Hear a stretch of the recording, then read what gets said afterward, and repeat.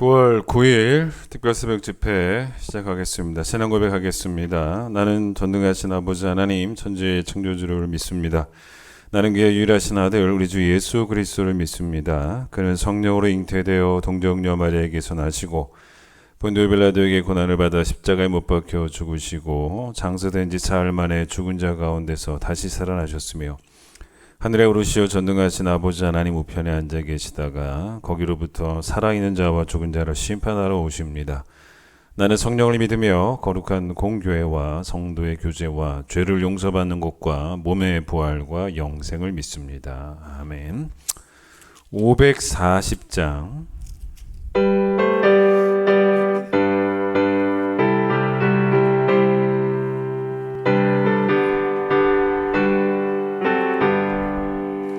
주의 음성을 내가 들으니 사랑한단 말일세.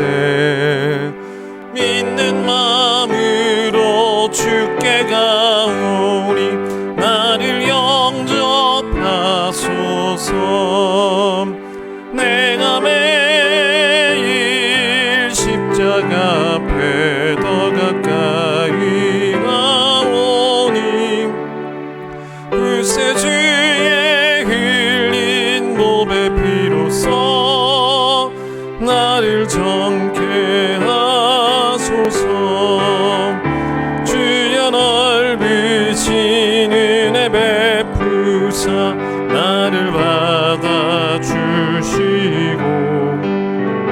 나의 품은 뜻 주의 뜻같이 되게 하여 주소서. 내가 매일 십자가 앞에 더 가까이 가오니 글쎄 주의 흘린 몸의 피로써 나를 정케 하소서. 주의 보좌로 나갈 때에 어찌하니 기쁠까. 주의 얼굴을 항상 배우니 더욱 친근합니다. 내가 매일 십자가 앞에 더 가까이 가오니 글쎄 주의 흘린 몸의 피로써 나를 정케 하소서. 우리 구주의 넓은 사랑을 증량할 자 없으며 주가 주시는 참된 기쁨도 헤아릴 수 없도다.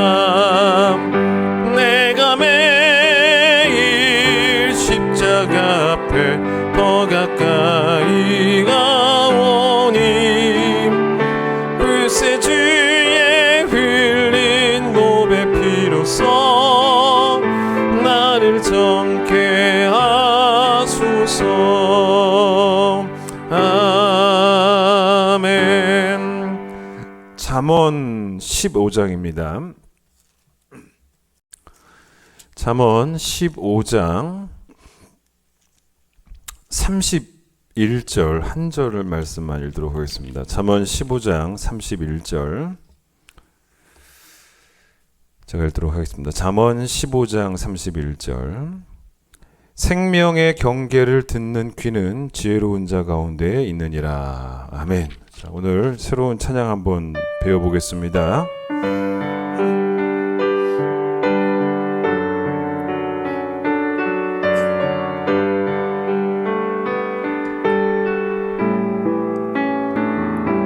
주 앞에 이렇게 나와 모든 것 내려놓고 주님이 주실 말씀을 우리 듣기 원합니다. 마음과 뜻을 다하여 간절히 소망하오니 주 말씀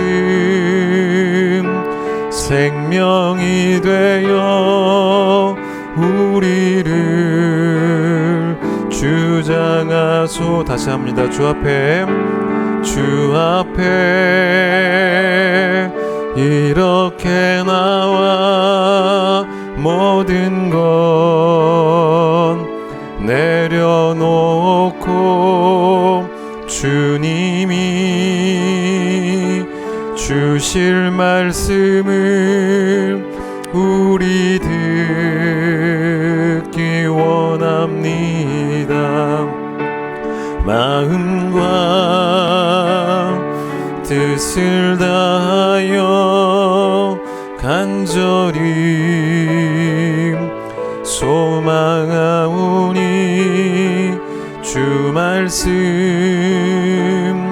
생명이 되어 우리를 주장하소서. 주여 말씀하소서. 주의 종이 듣겠나이다. 주여 말씀하소서. 주의 종이 듣겠나이다.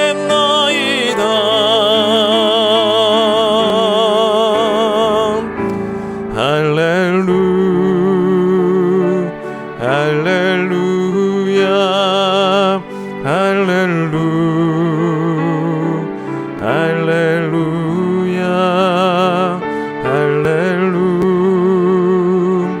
할렐루야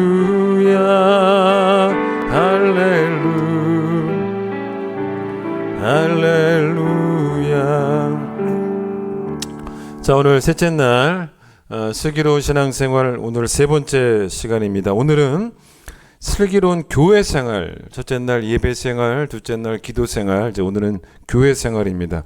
근데 교회 생활은 좀 그 분야가 넓잖아요. 그런데 이제 오늘은 그 중에 한 가지만 말씀을 전하려고 하는데, 이 슬기로운 교회 생활 중에 오늘은 어떤 말씀이냐면, 이 말씀을 듣는 지혜, 말씀을 듣는 일에 집중하는 교회 생활이 되어야 된다. 이제 그 이야기를 좀 해보려고 합니다.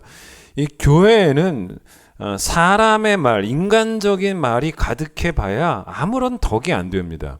물론 뭐 그 말이 복음적이고 또 뭐 성경적인 뭐 그런 말들이면 좋겠지만, 사실은 대부분 그 말들은 어떤 말들이냐면 그냥 내 감정대로 하고 싶은 말 이렇게 다 해버리는 이제 그런 말들이 대부분이고, 사실 그런 말들은 교회에 하나도 덕이 안 됩니다. 그래서 야고보서 1장 19절에 야고보서에서 뭐라 그랬냐면, 듣기는 속히 해야 되지만 말하기는 더디해라, 이렇게 말하잖아요. 그러니까 모두 다 듣는 일에만 속도를 다 내는 그런 교회라면 교회는 되는 교회죠. 평안한 교회입니다. 듣는 자 때문에 교회의 평안이 깨지는 법은 없어요. 그러니까 교회의 평안을 깨는 주범은 하고 싶은 말 다 하는 사람들 때문에, 그러니까 입술이 슬기롭지 못한, 입술에 지혜가 없는 그런 사람들이 결국 우리 모두의 이 교회에서의 슬기로운 교회 생활을 방해할 수밖에 없는 그런 것이죠. 우리가 잘 아는 로마서 10장의 믿음은 들음에서 난다라는 말씀이 있습니다. 그러니까 우리가 가장 집중해야 될 부분이 바로 뭐냐는 거냐면, 우선이에요. 우선 내 믿음이 자라야죠. 그게 제일 중요합니다. 우선은. 그러니까 다른 사람 믿음에 여러분이 막 신경 쓰기 전에 우선은 내 믿음부터 관리를 해야 된다라는 그런 이야기죠. 그렇기 때문에 내가 먼저 듣는 일에 집중을 해야 하는 거죠. 말씀은 배우지도 않고요. 교회 분위기가 말씀은 안 가르치는데 그런 분위기지 않습니까? 무조건 믿습니다 하는 그런 뜨거운 분위기. 그게 말이 뜨거운 거지 사실 그건 기독교가 아니에요.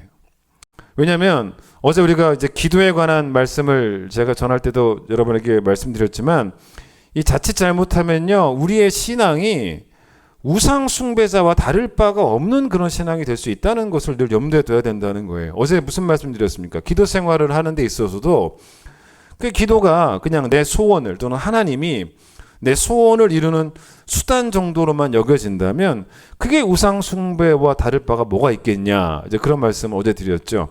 마찬가지입니다, 여러분. 우상 숭배에는 뭐가 없냐면 가르치고 배우는 관계가 없어요. 우상은 가르치지 않습니다. 그리고 우상 숭배자도 배울 마음도 없어요. 배울 마음도 없습니다. 그냥 그저 우상 앞에 나와서 믿습니다. 여러분, 이게 우상 숭배거든요. 자, 여러분의 이 교회 생활, 지금까지의 교회 생활이 어떠했는가를 한번 생각해 보십시오. 어떻게 생각하면 참 우리 교회 생활이 상당히 어떤 그 단순한 생활의 반복이었죠. 평생 그렇게 해왔던 것 같아요. 그게 뭐냐면 교회 와가지고 예배를 드리면서 그냥 말씀 들었던 게 그게 교회 생활의 대부분을 차지하고 있었단 말입니다. 그런데 그게 사실은 문제될 게 없어요. 그게 사실은 이 사도행전적인 교회의 모습입니다. 그러니까 1년 내내 여러분이 교회에 와서 말씀을 듣고만 있고 말씀 듣고 집에 가고 이게 과연 무슨 의미일까? 뭐 혹시 뭐 그런 생각하시는 분이 있을 수도 있지 않습니까? 근데 사실은 그게 사도행전에서 말하는 교회 생활의 대부분이에요. 대부분 다 그랬다는 것입니다. 그래서 여러분, 이 교회 생활이 사도행전에서는 어땠냐면 이랬어요. 사도행전에 나타나는 교회를 보면 교인들이 말하는 교회가 아니었어요. 교인들이 말하는 교회가 아니고 사도들이 가르치는 교회였습니다. 그게 이 사도행전에 사도들이 가르치는 교회였다는 거죠. 가장 대표적인 게 사도행전 17장 보시면 이 베레아 교회가 나오는데 이 교회에 대한 설명이 뭐냐면 이거밖에 없어요. 어떤 설명이냐면 성도들은 말씀을 듣고 배우는 일에 다른 어떤 교회보다도 더 열심을 냈던 그런 교회였다.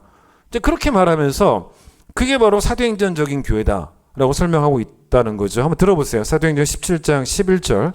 베레아에 있는 사람들은 데살로니가에 있는 사람들보다 더 너그러워서 간절한 마음으로 말씀을 받고 이것이 그러한가 하여 날마다 성경을 상고함으로. 자, 이게 다예요. 이게 교회에 대한 묘사가 다였다는 것입니다. 그러니까 사도 바울이 그의 사역의 상당 부분이 뭐였냐면 사도 바울의 상당 부분의 그 사역이 뭐였냐면 가르치는 사역이었어요. 그는 많은 회심자들의 교사였습니다. 그게 사도 바울이었어요. 두란노 서원이라고 들어보셨죠? 여러분, 두란노 서원 그러면 또 무슨 단순히 여러분이 그냥 교회 출판사, 어떤 출판사 정도로 알고 계시는데 그러면 안 돼요. 이 두란노 서원은 사실 성경에 나오는 이제 이름입니다. 어디 나오냐면 사도행전 19장에 나와요. 거기 나오는데 거기 두란노 서원이 어떤 곳이었냐면 바울이 이 3차 선교 여행 때 에베소에서 복음을 전하거든요. 그런데 그때 이 처음에는 어디서 전했냐면 유대인의 회당에서 복음을 전합니다. 근데 그게 어느 정도였냐면 한 3개월 정도의 시간이었습니다. 그런데 유대인들이 이 바울이 자기들의 회당에서 복음 전하는 거를 별로 안 좋아했어요. 싫어했어요. 그러니까 바울이 이제 거기서 더 이상 복음을 전할 수 없으니까 새로운 장소를 찾습니다. 근데 그때 찾은 장소가 두란노 서원이에요. 두란노 서원이었습니다. 근데 성경에는 이 두란노 서원에 대한 정보가 또 많지는 않습니다. 근데 바울이 거기에서 몇 년 동안 가르쳤다고 나오냐면 2년 동안 가르쳤다라는 말이 나옵니다. 근데 이제 학자들이 이 두란노 서원을 어떻게 보냐면 이 두란노가 사람의 이름, 지명이라기보다는 사람의 이름이 아니었을까. 이 두란노라는 사람이 있는데 이 사람의 개인 강의장이죠. 개인 학교죠. 그런데 이 두란노에서는 보통 철학 강의 같은 것들이 있었던 것 같아요. 그런데 이제 역사적인 자료에 보면 바울이 성경에 나오는 건 아닌데 대략 이 두란노 서원에서 오전 11시부터 오후 4시까지 가르쳤을 것이다 라고 말을 해요. 그러니까 하루 5시간이죠. 긴 시간입니다. 여러분, 이 강의장이 오전에는 이 서늘한 시간에는 아마 이 두란노라는 사람이 자기의 어떤 강의를 위해서 뭐 철학 강의나 그런 것을 위해 사용했을 것이고 뜨거운 오후에는 안 쓴 거죠. 뭐 지금처럼 에어컨이 있는 것도 아니고 너무 더운 시간에는 이 공간을 이제 비워뒀을 때 그때 바울이 빌려서 사용했던 게 아닌가. 그런데 여러분, 바울이 가르치는 열정에 사로잡힌 사람이니까 날씨가 아무리 더워도 여러분 오전 11시부터 오후 4시면 땡볕이에요. 그러나 가르치는 열정이 뜨거우니까 그 뜨거운 날씨가 문제가 되지 않고 그것도 하루 5시간씩, 그것도 2년 동안. 여러분 바울이 그렇게 가르치는 일에 열심을 쏟아요. 바울이 제일 집중한 게 가르치는 거였어요. 근데 이러한 바울의 열정을 우리가 또한 어디서 느껴볼 수가 있냐면 빌립보서 2장을 한번 펴보겠습니다. 한번 펴보세요. 320페이지. 320페이지 빌립보서 2장 17절 한번 보세요. 이게 바울이 뭐라 그러냐면 볼까요? 빌립보서 2장 17절. 만일 너희 믿음의 재물과 섬김 위에 내가 나를 전제로 드릴지라도 나는 기쁘다. 이런 말을 합니다. 여러분 여기 잘 보시면 이게 무슨 말이냐면 성도들의 믿음을 돕기 위해서라면 자기는 전제로 바쳐줘도 좋다는 거예요. 그러니까 전제는 구약에서 이 포도주나 아니면 올리브 기름 같은 것을 제단 위에다가 한 방울도 남기지 않고 다 쏟아붓는 제사법입니다. 그러니까 보통 여러분 구약에서 제사를 드릴 때 제물을 갖고 오지 않습니까? 근데 제물을 바친다는 거는 사실은 제물을 바치는 게 아니라 나를 바치는 거예요. 나를 헌신하는 거예요. 그 의미입니다. 내 존재를 바친다는 거예요. 그러니까 바울은 자기 존재를 어디다 바쳤냐면 성도들의 믿음을 위해서. 너희 믿음의 재물과 섬김. 성도들의 믿음을 위해서 그 믿음을 돕는 일에 자기 존재를 바치고 있다는 거예요. 그런데 여러분 이 전제라는 단어는 사실은 뭐까지 의미하냐면 순교까지 의미하고 있는 거예요. 빌립보스 2장에서도 전제를 말하지만 디모데후서 4장의 전제, 그 죽기 전 아닙니까? 자기가 전제처럼 부어진다. 순교까지 각오하면 순교하는 정도까지 헌신하는 거예요. 자기를 바치는 겁니다. 그런데 순교하는 한이 있더라도 바울은 어떤 사람이냐면 순교하는 한이 있더라도 끝까지 가르치겠다는 거예요. 가르치는 일에 자신의 삶 전체를 헌신하겠다는 것입니다. 작년에 제가 그 안식월로 미국에 잠시 가 있었을 때 미국에 있는 그 저랑 그 동갑내기 남자 사촌이 있어요. 이제 그 친구를 이제 오랜만에 저희 친척이죠. 만난 적이 있는데 물론 그 친구도 그 신앙생활을 참 부부 내가 잘 하고 있더라고요. 뭐 이런저런 이야기를 하다가 그 친구 교회 목사님에 대한 이야기를 이제 하게 되었어요. 저도 이제 물어봤죠. 목사님 어떻게 참 말씀 잘 전해주시냐, 목회 잘하시냐, 뭐 이런 이야기를 물어보니까 그 친구가 뭐라 그러냐면 물론 뭐 설교하는 기술이나 뭐 설교하는 능력 이런 부분을 이야기할 수도 있겠지만 그런 거 얘기하지 않더라고요. 그것보다 자기네 목사님 설교를 이렇게 자기는 참 교회에 만족한다는 거예요. 왜 그러냐? 자기네 목사님 설교를 이렇게 들어보면 진짜 저분이 열심히 준비했구나를 느낄 수 있다는 거예요. 열심히 준비했다라는 걸 느끼는 것만으로 그 자체로 그냥 은혜를 받는다는 거예요. 그런 이야기를 하더라고요. 그럼 맞는 이야기입니다. 요즘 저희 집도 이제 아이들이 학교에 안 가고 하루 종일 집에 있으니까 저희 아내가 삼시세끼를 준비를 합니다. 주부들 다 그렇죠. 아침 식사 준비해 놓고 잠시 쉬었다가 뭐 합니까? 점심 준비하고 또 잠깐 쉬었다가 저녁 준비하고 그렇게 하루 종일 뭐 그것만 해요. 이러다 보니까 그런데 그럼에도 불구하고 참 제가 봐도 대단한 게 그렇게 하루에 3번 밥을 차려야 되지만 식구들에게 좋은 걸 먹이려고 애쓰잖아요. 뭐 저희 아내만 그러겠습니까? 대부분 주부가 다 그러죠. 주부는 가족에게 맛있는 것을 먹이는 게 목표는 아니에요. 맛있는 것보다도 우선되는 것은 몸에 좋은 거예요. 그런데 몸에 좋은 것이 맛 없을 수도 있어요. 그래도 몸에 좋다면 먹여요.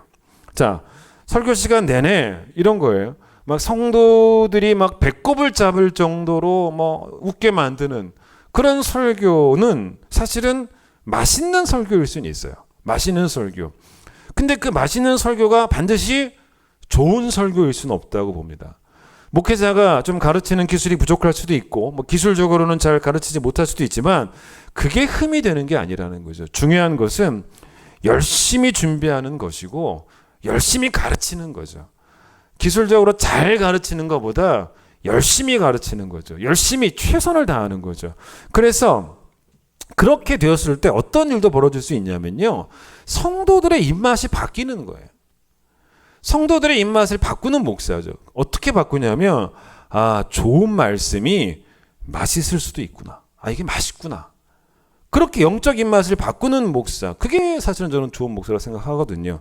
사실 저도 많이 부족하지만 저도 그런 목사가 되고 싶은 게 바람이고 소원이기도 합니다. 성경은 뭐라고 말하냐면 우리 전체 오늘 이 주제 또 이번에 그 특세 주제에 맞춰서 성경은 뭐가 또 슬기다, 뭐가 또 지혜다라고 말하냐면 잘 듣는 게 지혜라 그래요. 오늘 이제 그 얘기인 거죠. 그러니까 지혜로운 척하는 사람들이 있죠. 여러분 지혜로운 척하는 사람들의 특징이 뭔지 아십니까? 자꾸 말해요. 듣지 않아요. 자꾸 말합니다. 자꾸 말하고 가르치려고 해요. 그게 지혜로운 척하는 사람들입니다. 근데 여러분 성경은 오히려 거꾸로 말해요. 계속 듣는 자, 계속 배우는 자가 오히려 지혜로운 자다라고 말을 하고 있더라는 거죠. 대표적으로 여러분 열왕기상 3장 9절에 솔로몬이 하나님에게 자기에게 좀 지혜로운 마음을 달라라고 그렇게 간구합니다. 그런데 옛날 성경에는 지혜로운 마음이라고 번역이 되어 있지만 지금 우리가 보는 성경에는 뭐라고 되어 있습니까? 듣는 마음이라고 그러잖아요. 듣는 마음. 근데 그 지혜롭다는 단어가 샤마으라는 단어인데 이 단어의 원래 뜻이 듣다예요. 듣다. 이스라엘아 들으라 쉐마 거기서 나온 거예요. 듣다예요. 듣다. 그러니까 여러분 듣다란 뜻입니다. 그러니까 여러분 이런 뜻인 거죠. 그게 어떤 뜻이냐면 이게 이런 말이에요. 내가 지혜가 없는 줄 알고 계속 배우고 계속 듣는 자가 사실은 진짜 지혜로운 자라는 거예요. 그게 어디 나오는 이야기냐면 고린도전서 3장 18절에서 바울이 뭐라고 말하냐면 너희 되게 역설적인 이야기를 해요. 너희 중에 누구든지 이 세상에서 지혜 있는 줄로 생각하거든 어리석은 자가 되라. 이렇게 말합니다. 그리하여야 지혜로운 자가 되리라. 역설적인 표현이죠.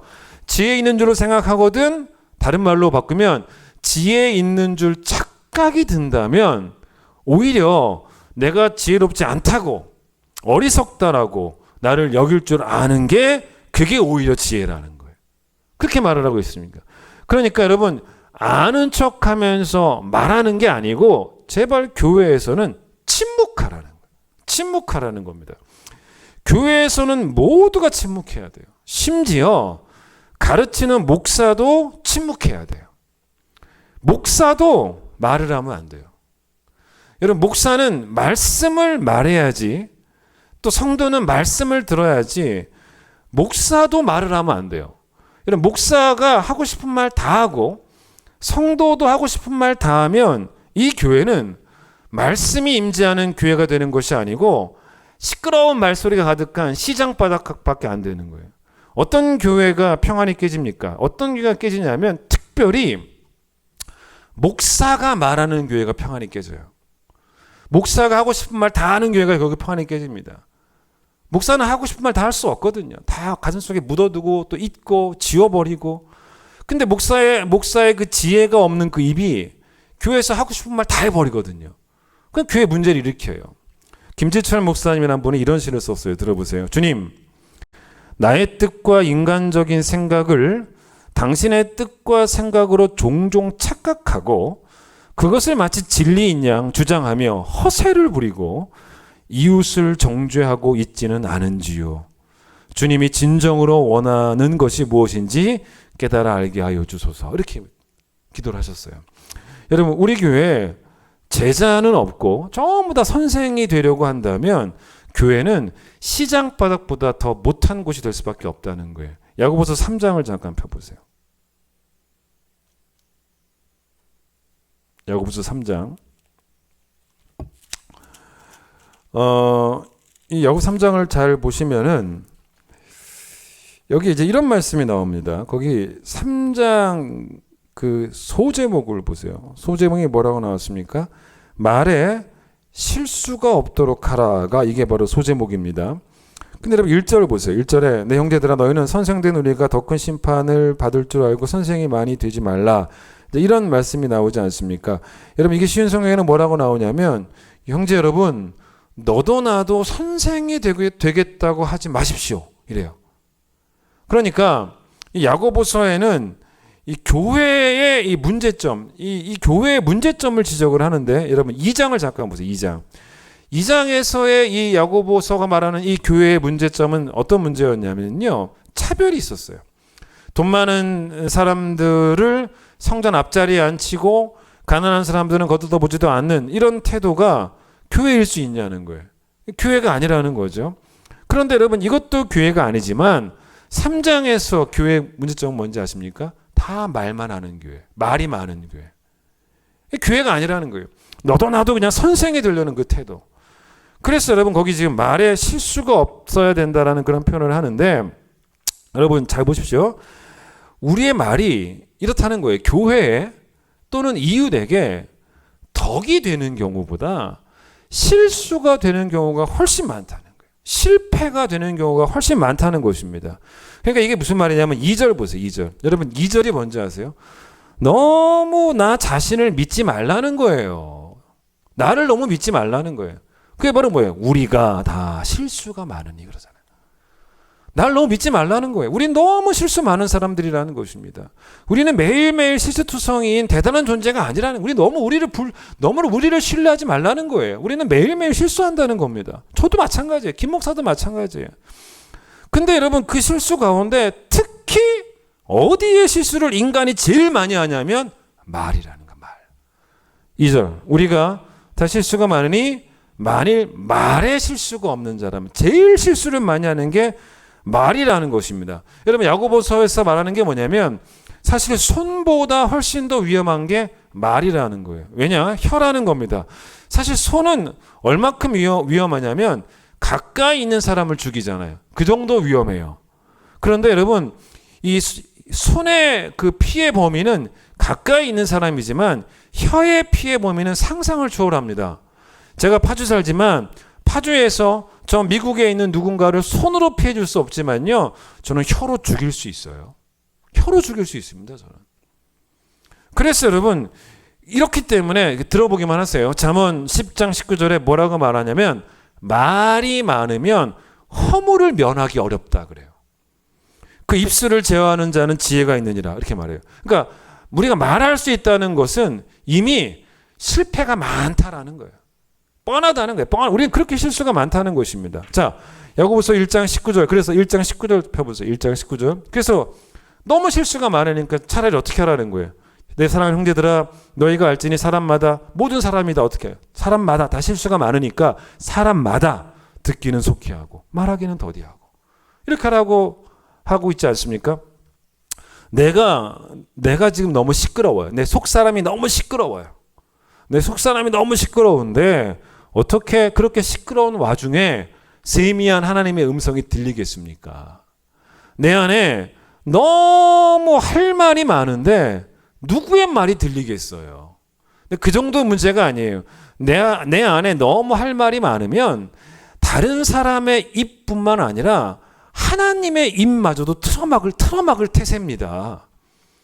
내 안에 있는 이 나로부터 나오는 그 모든 그 죄악된 소리들, 내 부정적인 감정들이 만들어내는 그런 소리들을 내가 먼저 죽여야 돼요. 잠잠케 해야 됩니다. 내려놔야 돼요. 내 소리가 잠잠해져야지만 하나님의 음성이 들려오기 시작합니다. 자꾸 내가 일어서려고 하면 여러분 기도하셔야 돼요. 하나님 나를 거꾸로 틀어 주십시오. 내가 자꾸 일어나려고 합니다. 나를 쓰러뜨려 주십시오. 하나님이 나를 이기셔야 됩니다.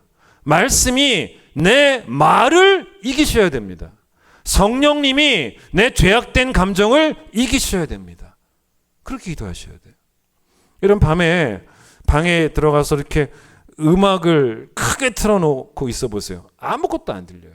아무것도 안 들립니다. 그런데 여러분 그 음악 소리를 딱 꺼보세요. 그리고 창문 한번 열어보십시오. 그러면요 자연의 소리가 들려요. 들립니다.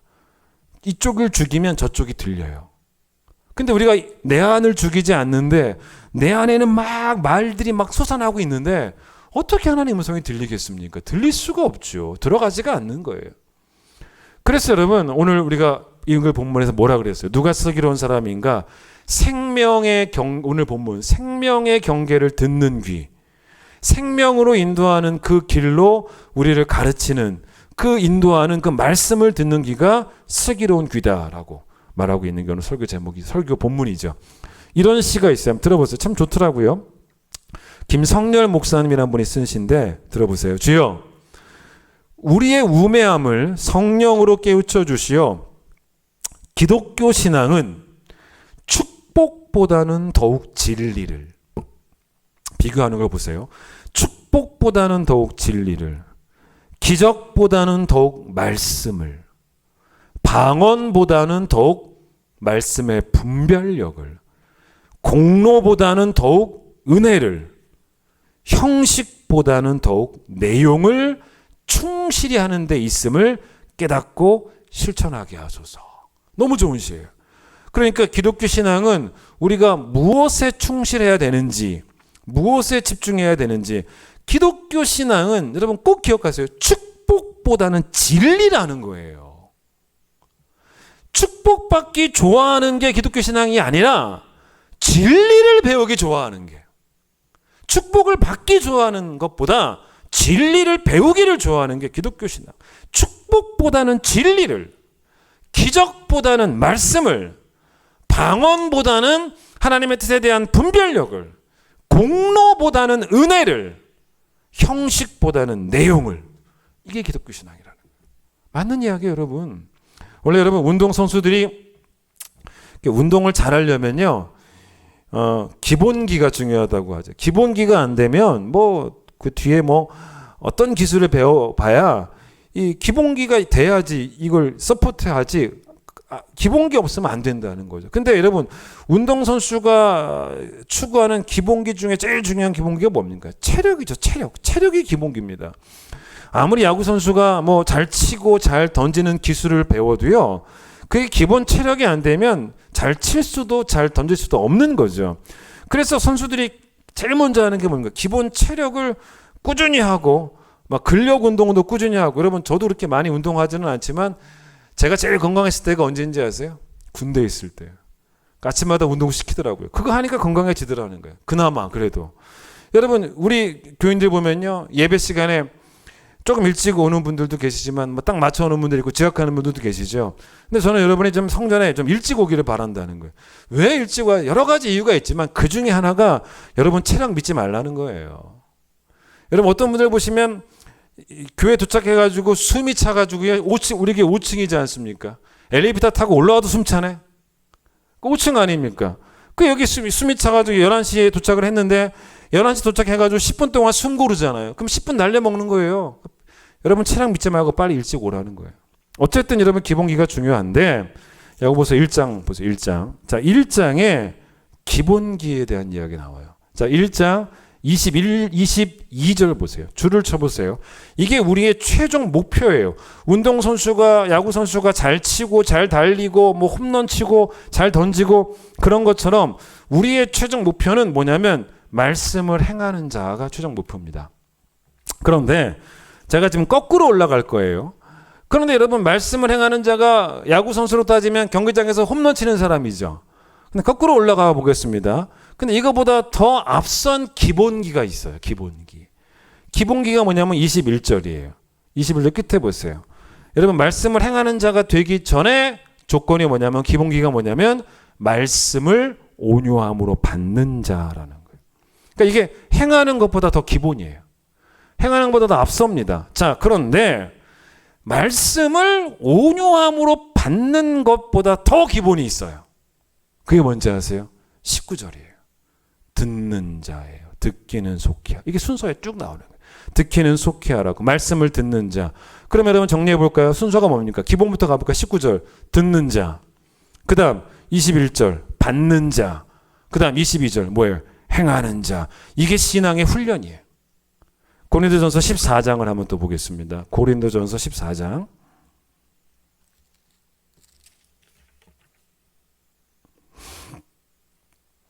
여러분 고린도전서 14장을 보시면 33절을 보세요. 이 고린도전서 14장이 전체가 이제 방언과 예언에 관한 이야기잖아요. 근데 33절 보시면 하나님은 무질서의 하나님이 아니시오 오직 화평의 하나님이시니라. 모든 성도가 교회 삶과 같이 이렇게 나옵니다. 자, 그런데 일단 보세요. 이 본문이 하나님의 성품은 무질서가 아니고 화평이라는 거예요. 그 하나님의 성품이 교회에 그대로 보여줘야 된다는 겁니다. 왜냐하면 하나님 믿는 사람들이 모인 곳이니까. 그런데 여러분 14장에서 방언과 예언의 문제를 지적했죠. 방언이 필요 없다는 이야기가 아니에요. 고린도 교회의 문제점은 뭐였냐면 방언은 좋은 건데 방언 때문에 교회가 무질서해졌어요. 말이 많은 사람들의 특징이 뭡니까? 말이 많은 사람의 특징은 사실은 자기 주장이 강한 사람이다라고 말할 수 있지만 자기 주장이 강하기도 하겠지만 사실은 자기를 드러내기를 좋아하는 사람이에요. 다른 말로 바꾸면 교만한 사람입니다. 내가 진리죠. 내가 진리라고 믿는 사람들입니다. 그런 사람들이 교회에서 말을 많이 했다는 거예요. 그런데 방언도 같은 맥락이에요. 고린도 교회 성도들에게는 잘난 체하는 도구였어요. 잘난 체하는데 필요했던 것이 방언입니다.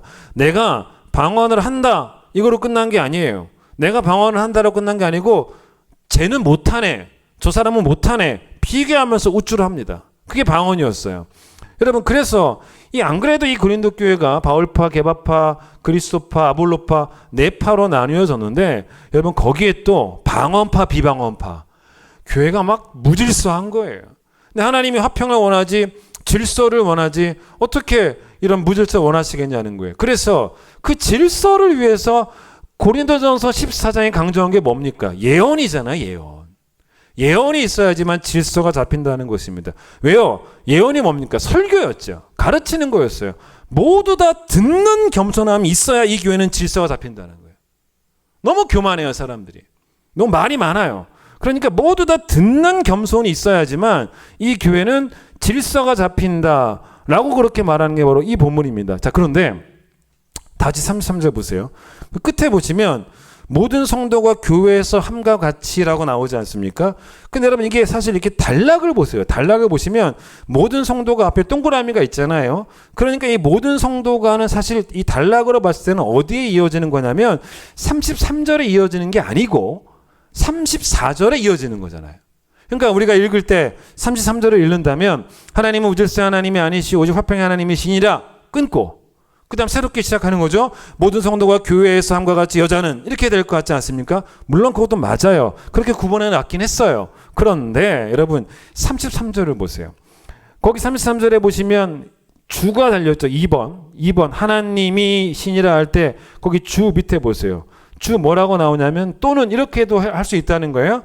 하나님이 신이 모든 성도의 교회에서 그러하니라. 이렇게 나와 있죠. 그러니까 이게 무슨 말이냐면 모든 성도가 교회에서 함과 같이 이거를 34절에 붙이지 말고 33절에 붙일 수 있다는 거예요. 근데 저는 사실 이게 더 좋아요. 이게 더 좋아요. 왜냐하면 33절에 붙여볼까요? 그 무슨 말인지 아십니까? 하나님은 무질서의 하나님이 아니시오 모든 화평의 하나님이시니 모든 성도의 교회에서 다 하나님은 그러하셔야 된다는 거예요. 모든 교회가 들어야 한다는 거예요. 모든 교회가 들어야지만 대한민국에 있는 모든 교회가 성도들이 말하지 않고 들어야지만 교회가 질서를 찾는다는 거예요. 질서의 하나님이 교회에 나타나신다는 것입니다. 여러분 그게 바로 그래야지만 교회가 화평의 교회가 된다는 거예요. 그래서 축복보다는 기적보다는 진리고 말씀이라는 거예요. 자 36절 보세요. 이것도 봐야 돼요. 그래서 바울이 뭐라는지 아십니까? 하나님의 말씀이 너희로부터 난 것이냐 또는 너희에게만 임한 것이냐. 지금 사도 바울 막 격양돼 있어요. 뭐라고 지금 고린도 교회 교인들의 잘못을 지적하는지 여러분 정확한 지적이에요. 이게 너무 예리한 지적입니다. 고린도 교회 성도들에게 지금 뭐라고 지적합니까? 하나님의 말씀이 너희로부터 났냐? 아니면 너희에게만 임했냐? 이게 뭔 말인지 아십니까? 고린도 교회 성도들에게는 어떤 면이 있었냐면 이 말씀에 대한 하나님의 말씀에 대한 잘못된 독점 의식이 있었어요. 마치 자기들 외에는 하나님의 말씀이 임하지 않은 것처럼 다른 교회는 다 틀렸고 자기네 교회만 옳은 것처럼 그런 독점 의식이 있었습니다. 여러분 이런 교회 특징이 뭔지 아십니까? 이런 교회 특징은 뭐냐면 더 이상 안 배워요. 더 이상 안 배워요. 하나님은 모든 교회에서 화평의 하나님이 되셔야 되는데 따라서 모든 교회가 말씀을 배워야 되는데 이 교회는 더 이상 안 배우는 거예요. 여러분 우리가 사실은 이 말씀을 우리가 이런 태도가 있는 거예요. 말씀을 이 교회에 와서도 말씀을 배우는 일에 열심을 내지 않고 마치 내가 말씀을 독점한 것처럼, 말씀이 마치 나한테만 임한 것처럼, 여러분 그런 식이에요. 저 사람은 말씀도 한 개도 모르고 저 인간의 인생은 엉망진창이고 그래서 자꾸 말하잖아요. 여러분 이런 교회, 이런 성도가 교회를 무질서하게 만든다는 거예요. 정말 어떻게 말씀이 나한테만 임했겠냐는 거예요. 내가 다 아는 것처럼. 여러분 지금까지 이야기를 결국 정리해보면 지혜로운 자의 반대가 뭐겠습니까? 여러분 지혜로운 자의 반대는 결국 뭐냐면 어리석은 자잖아요. 그런데 성경이 말하는 지혜로운 자의 반대는 교만한 자예요. 교만한 자. 결국 교만한 자입니다. 안 배우니까. 슬기로운 교회 생활, 지혜로운 교회 생활은 오늘도 말씀이라고 하는 위대함 앞에 배우는 자로서는 겸손함이에요. 그게 지혜예요. 여러분 저는 목사죠. 목사의 책임, 목사의 권위, 그게 뭐겠습니까? 사실 제가 우리 교회에서 가장 깨끗한 사람으로서 여러분을 가르칠 수 있으면 좋겠지만 그러진 않을 것 같아요. 제가 뭘 가장 깨끗하겠습니까? 저도 죄인인데. 가장 깨끗한 사람이 가르칠 자격이 있다면 저는 가르칠 자격이 없어요. 저보다 훨씬 더 경건한 분들이 많이 계시기 때문에. 물론 여러분 목회자는 성도보다 더 깨끗하고 더 거룩하기를 힘쓰는 게 분명해요. 그래야 됩니다.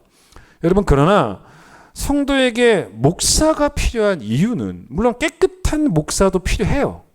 그게 필요 없다는 게 아닙니다. 당연히 필요하죠. 그런데 성도에게 목사가 필요한 이유 중에 또 하나가 뭔지 아십니까? 사람은 떡으로만 사는 게 아니에요. 하나님 말씀이 필요해요. 말씀으로 살아야 되는데 목사가 필요한 이유가 뭐냐면 여러분 저를 만나서 여러분 식탁에 떡이 풍성해지는 게 아닙니다. 목사님 잘 만나가지고 식탁이 막 떡이 풍성해져? 그게 아니에요 여러분. 목사를 잘 만나서 내 영혼에 하나님의 말씀이 풍성히 거하게 되어야 되는 거예요. 그게 목사 역할이에요. 그러니까 목사에게는 성도에게 삶의 본을 가르치는 것도 물론 중요한 책임이고 또 그게 권위가 되겠지만은 그러나 가르치는 것도 바르게 가르치는 것도 분명한 책임이고 분명한 권위예요. 두 가지 다 중요하다는 것입니다. 여러분 집에 들어가려면 요즘 대부분 어때요? 대부분 집 키가 디지털 키죠. 저희 집도 그렇습니다. 열쇠로 웬만하면 요즘 잘 안 하죠. 비밀번호를 이렇게 누르지 않습니까? 패스워드를 이제 누르죠. 패스워드를 눌러야지만 문이 열립니다. 들어갈 수가 있어요. 근데 여러분 그 집에 그 패스워드는 누구만 알아요? 식구만 알아요. 그래서 저는 조심한다고 엘리베이터에서 내릴 때 그 엘리베이터 뒤에 이제 누가 사람이 이렇게 타고 더 올라가는 사람도 있지 않습니까? 그 사람들이 이렇게 타고 있으면은 좀 이따 눌러요. 그 사람들 올라간 다음에 누르려고 좀 애를 씁니다. 누가 그거 보면 안 되니까. 당연한 거죠.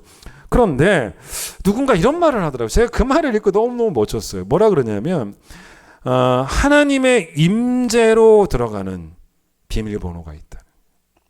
하나님의 임재로 들어가는 패스워드가 있다는 거예요. 말씀하시는 하나님의 임재로, 말씀하시는 하나님께로 들어가는 패스워드가 있다는 거예요. 여러분 그게 뭔지 아십니까? 그 패스워드는 뭐라고 말했냐면 침묵이라는 거예요. 침묵해야 들리죠. 침묵은 듣는 마음을 낳습니다. 침묵하지 않고 어떻게 듣겠어요? 하나님의 임재를 만나려면 침묵하라는 거예요. 너무너무 멋진 말이었습니다. 자, 여러분 제가 이제 사진 하나 보여드릴 텐데 이게 어떤 사진이냐면 호수를 담은 하늘을 담은 호수입니다.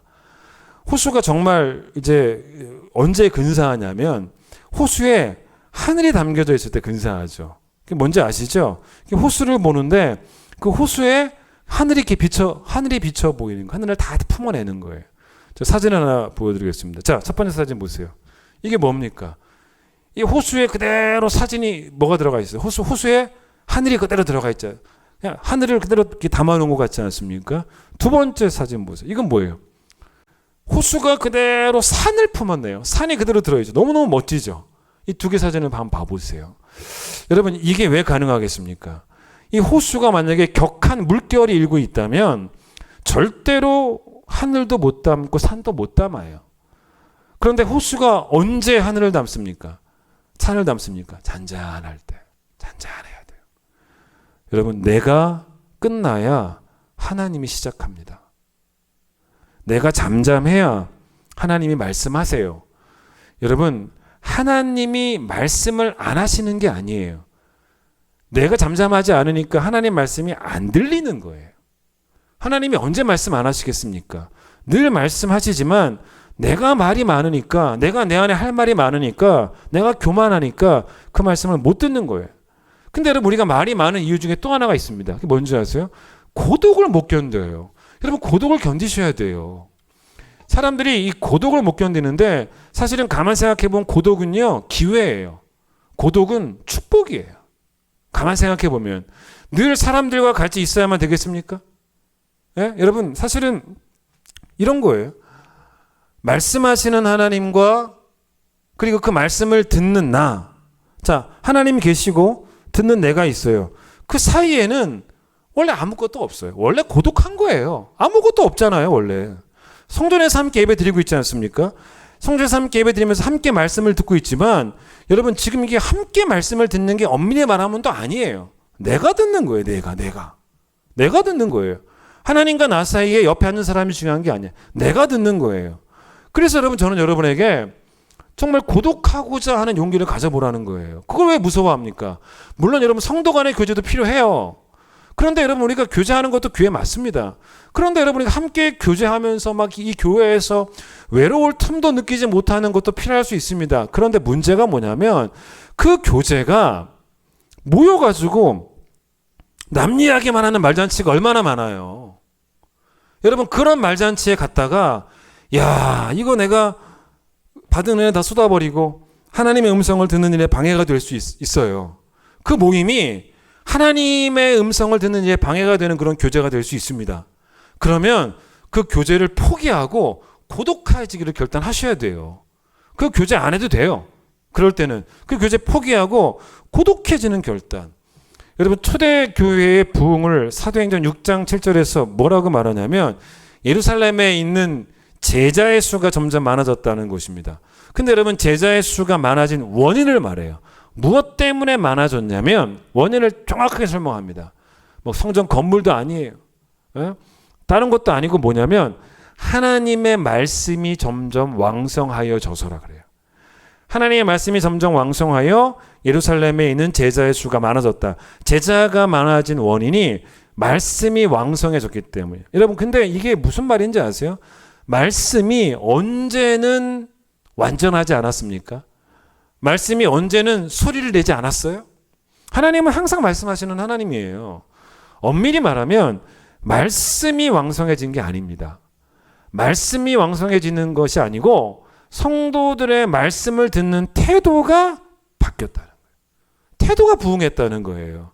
자, 성경은 뭐라 그러냐면 말씀을 신령한 젖, 부드러운 젖이라고 표현도 하고 단단한 음식이라고도 표현을 합니다. 그게 무슨 말이냐면 말씀 가운데는요, 먹기 편하고 쉬운 말씀도 있다는 거예요. 근데 말씀 가운데는 좀 먹기 불편하고 좀 어려운 단단한 말씀도 있다는, 센 말씀도 있다는 것입니다. 근데 여러분, 말씀의 부흥이 뭔지를 보세요. 말씀의 부흥이 원래는 이게 말씀이 부드러운 젖이었는데 그게 발전해가지고 단단한 음식이 되는 게 말씀의 부흥입니까? 아니잖아요. 여러분, 그건 말씀의 부흥이 아닙니다. 말씀은 안 바뀌어요. 그게 아니고 신령한 젖만, 그러니까 부드러운 젖만 먹던 내가 단단한 음식까지 먹을 수 있게 되는 게 말씀의 부흥이에요. 그게 말씀이 왕성해지는 것입니다. 이는 철저하게 말씀의 문제가 아니고 이거는 바로 내 문제입니다. 내 문제. 자, 이 깔뱅이 이런 말을 하죠. 참된 교회, 그러니까 이 교회가 좋은 교회냐 나쁜 교회냐를 구분할 때 크게 두 가지를 보라고 기독교 강요에서 말하죠. 첫 번째는 순전한 말씀이 선포되고 있느냐. 두 번째는 성경적 정신이 녹아져 있는 성례전, 세례식과 성찬식을 말하죠. 그게 집행되고 있느냐. 두 가지를 체크해 보라는 것입니다. 근데 여러분, 여기서 순전한 말씀이라는 말이 뭐예요? 그건 부드러운 젖이냐 아니면 단단한 음식이냐의 문제가 아니라는 거예요. 그게 아니에요. 부드러움은 부드러움 그대로 전파되어져야 되고 단단함은 단단함 그대로 전파되어져야 돼. 더 부드럽게 만들 필요도 없고 더 단단하게 만들 필요도 없어요. 그냥 부드러움 그 자체로, 또 단단함 그 자체로 전할 때 그게 순전한 말씀 선포입니다. 어떤 교회 갔더니 야, 그 교회는 늘 부드러워요. 너무 음식이 먹기 쉬워요. 여러분, 사실 그렇게 쉬운 것만 계속 먹여주는 교회가 있다면 사실은 깔뱅의 참된 교회 지표를 따지면, 표지를 따지면 참된 교회는 아닌 거예요. 단단한 음식을 먹을 수 있도록 성도를 끌고 가지 않는, 양육시키지 않는, 성장시키지 않는 그런 교회는, 사실은 성도의 믿음의 성장을 제한하는 그런 교회는 사실은 문제가 있는 거죠. 깔뱅에 관한 이런 유명한 일화가 하나 있습니다. 깔뱅이 슈트라스부르크라고 하는 곳에서 3년 동안 머물면서 목회도 하고 책도 쓰고 그런 적이 있었습니다. 근데 그때 이제 깔뱅이 여기 오기 전에 바로 직전에 목회했던 교회가 제네바의 교회였어요. 근데 이제 제네바 교회 성도들이 어느 날 이 깔뱅한테 편지를 보낸 거예요.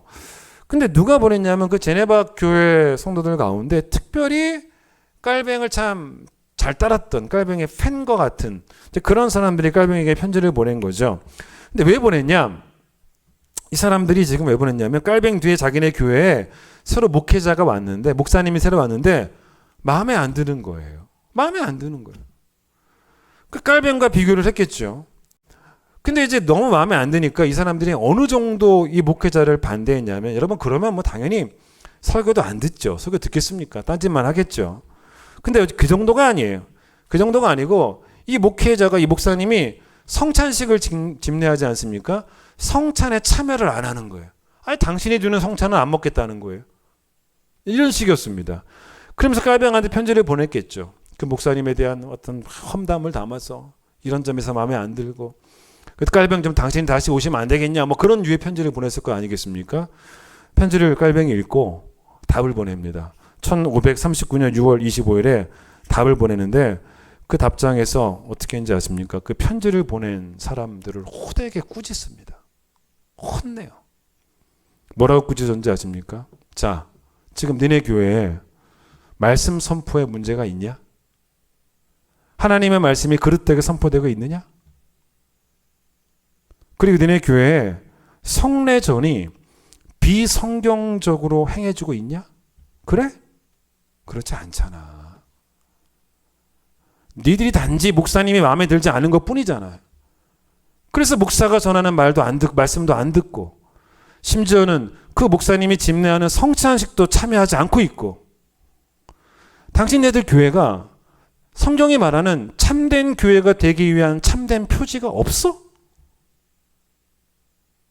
더 이상 교회를 소란스럽게 하지 마. 조용히 있어. 어디 이런 편지를 보내고 난리야. 그렇게 책망하는 편지를 보냈다는 거예요, 여러분. 이게 맞아요.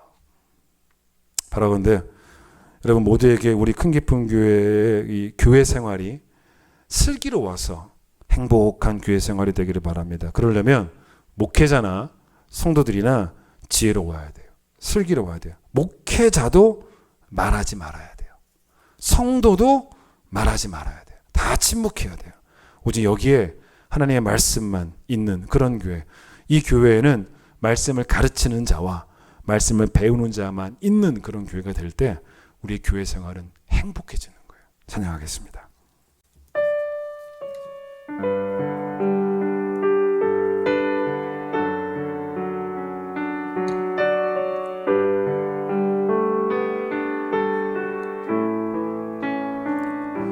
주 앞에 이렇게 나와 모든 것 내려놓고 주님이 주실 말씀을 우리 듣기 원합니다. 마음과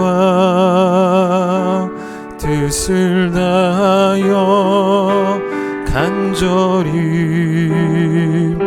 소망하오니 주 말씀 생명이 되어 우리를 주장하소서.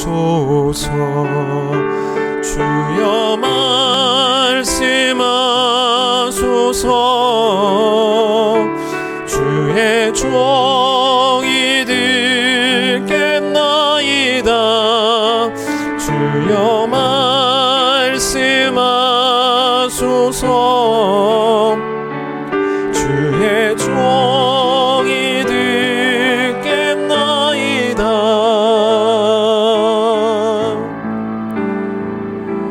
할렐루야 할렐루야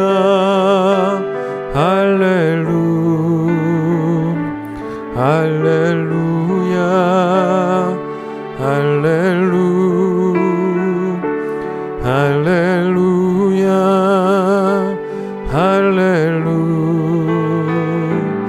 할렐루야.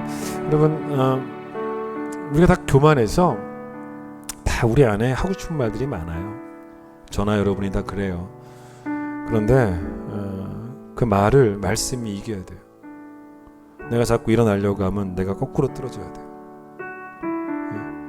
내가 침묵하지 않으면 하나님 말씀하셔도 안 들려요. 모든 걸 잠잠케 해놓고 하나님 앞으로 나가야 돼요. 하나님의 임재로 들어가는 패스워드는 침묵이에요. 침묵. 그럼 다시 찬양 부르실 때 하나님, 내가 말을 내려놓겠습니다. 말보다는 말씀을, 기적과 축복보다는 진리를 갈망하겠습니다. 주여 말씀하소서. 내가 듣겠습니다. 주 앞에 이렇게 나와 모든 것 내려놓고 주님이 주실 말씀을 우리 듣기 원합니다. 마음과 뜻을 다하여 간절히 소망하오니 주 말씀 생명이 되어 우리를 주자. 다시 합니다. 주 앞에 이렇게 나와 주 앞에 이렇게 나와 모든 것 내려놓고 주님이 주실 말씀을 우리 듣기 원합니다. 마음과 뜻을 다하여 간절히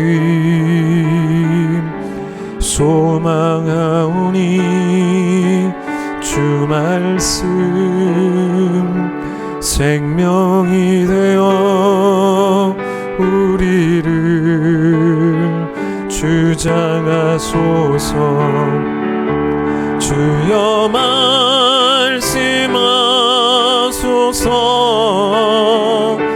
주의 종이 듣겠나이다. 주여 말씀하소서. 주의 종이 듣겠나이다.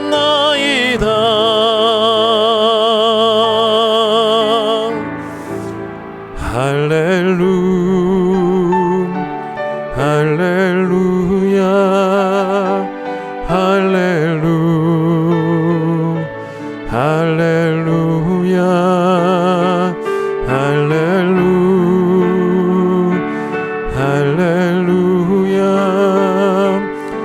하나님, 내가 침묵하겠습니다. 내 소리를 잠잠케 하겠습니다. 내게 말씀하소서. 할렐루야 할렐루야.